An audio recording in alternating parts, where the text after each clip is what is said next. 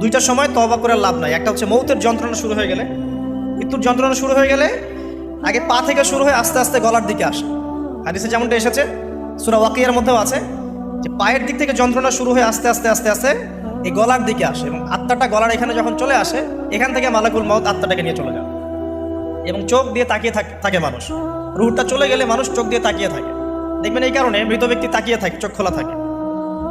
এবং তখন আসমান থেকে সিঁড়ি নামিয়ে দেওয়া হয়, ওই সিঁড়িতে করে আত্মা চলে যাচ্ছে, ও তাকিয়ে দেখে যে আত্মা চলে যাচ্ছে।